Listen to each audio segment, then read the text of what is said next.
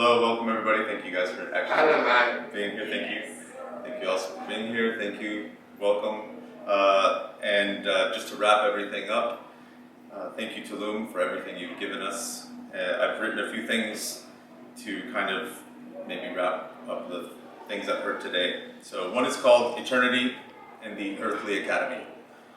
So eternity is defined as infinite time or duration without beginning or end, eternal existence.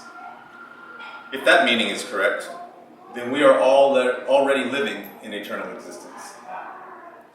From this viewpoint, as described in all religions and even discovered through various ceremonies involving plant medicines and DMT rituals, we are divinely interwoven into that fabric and connected to the source, or God. In this eternal lobby of timelessness and infinite wisdom, the soul seeks greater experience, whether as an individual or as a collective consciousness.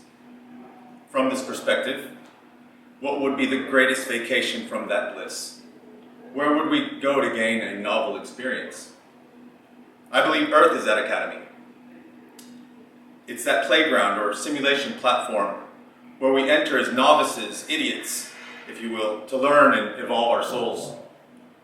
The good, the bad, the ugly, it all becomes necessary as elements for growth. There is only learning, but also through cooperation and community we learn, and sometimes through pain and suffering.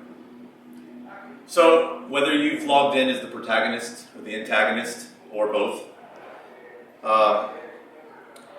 you are meant to learn on this earthly stage and experience both sides of the lesson. In 2019, many of you might not be familiar with this, but look it up. There was a significant frequency shift when the Schumann Resonance, so the Earth vibrates at a certain vibration, and it used to be 7 point something gigahertz. And then in 2019, it jumped up to 28 gigahertz. Nobody noticed it because we all just suddenly felt different. But now that caused everything to quadruple, causing all vibrations to intensify. If you know how frequency works or mathematics, just do the math. This shift has been confusing for sure for everybody because this happened, if you'll remember, right before the pandemic. But as we adjust to this new level now, we've discovered that unity, cooperation, and a shared consciousness are essential. In contrast, a narcissistic approach will simply no longer work. The point of singularity seems to be at our doorstep. To master this level, cooperative freedom is the key. After studying many religions in depth, I found a common thread. The answer is always a choice made from love, and fear has no place at all in what we do in our lives. Recently, scientists discovered that the mathematics aligns with vortex-based mathematics. Some of you know this is the Fibonacci sequence. But they actually found that in life, the codes are the same as in computing, the binary numbers that correct errors. So this is similarly embedded in our own lives. This is fascinating to me. And this suggests that somewhere in the AI of existence, we are designed to ascend and to avoid error. And that means that our divine or intelligent mandate is to create, not destroy. This is my guide and our path, I believe. We are meant to ascend in unity or return to the grand lobby of the universe and check out another level and come back and practice. We have awakened now to a new light, as the Maya say, in Lakesh, which is me and you and me. The Inca share a similar saying with theirs, which is in Quechua, Aini, which signifies mutuality, reciprocity, and an interconnectedness. It teaches that what one gives to others will eventually return to oneself.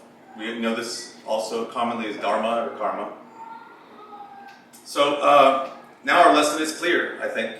So let me just read the following. I wrote this on the topic before the event here, so please allow me to say it, and then maybe hopefully it will resonate with your soul.